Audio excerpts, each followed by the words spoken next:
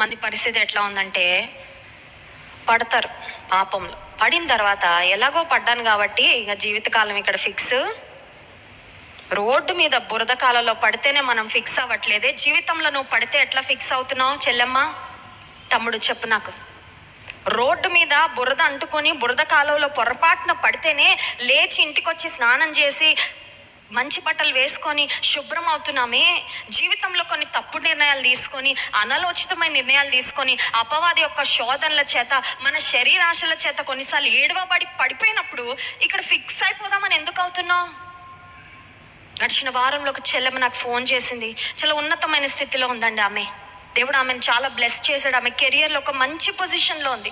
ఆ చెల్లెమ్మ చెప్తా ఉంది, ఒక తప్పుడు నిర్ణయం తీసుకున్నాను అక్క, ఒక తప్పుడు వ్యక్తితో రాంగ్ రిలేషన్షిప్లో ఉన్న, ఏడుస్తున్నా, చనిపోవాలని, ఒక్కసారి మీతో ఫోన్లో మాట్లాడతాను. వెంటనే ఫోన్ చేశాను, చెప్పాను, అయిందంతా అయిపోయింది, మురికి చాలా అంటించుకున్నావమ్మా, బయటకు వచ్చాను, you should not stay in that relationship. ఆ వ్యక్తి అంటున్నాడంట, నిన్ను పెళ్లి చేసుకుంటాను, ఇంకొక అమ్మాయిని కూడా మెయింటైన్ చేస్తా. ఎంతమంది చేయట్లేదు? ఇట్లాంటి సంభాషణలు ఎప్పుడైనా విన్నారా మీరు? వింటే జాగ్రత్త. అలాంటి వారు నాగుపాము కంటే హానికరం, జాగ్రత్త.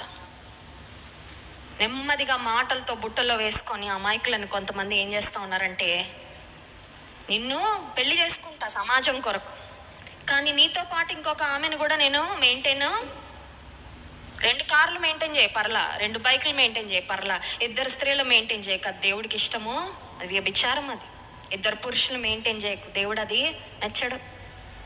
2 ఇల్లు కట్టుకో, 2 ఇల్లు, ఒకటి రెంట్కి ఇచ్చుకో, దానిలో ఉంచుకో, ఉండు, లేకపోతే ఒకటి ఖాళీగా పడే పర్లా.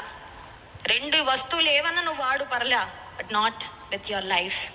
నీ వ్యక్తిగత జీవితంలో, కుటుంబ జీవితంలో దేవుడు పెట్టిన ఆ పవిత్రమైన కుటుంబ బంధాన్ని, వివాహ బంధాన్ని పాడు చేయడానికి వీలు లేదు. అమ్మాయికి చెప్పా, అర్జెంటుగా నువ్వు అబ్బాయిని ఇంకా నువ్వు వివాహం చేసుకోవడానికి వీలు లేదు.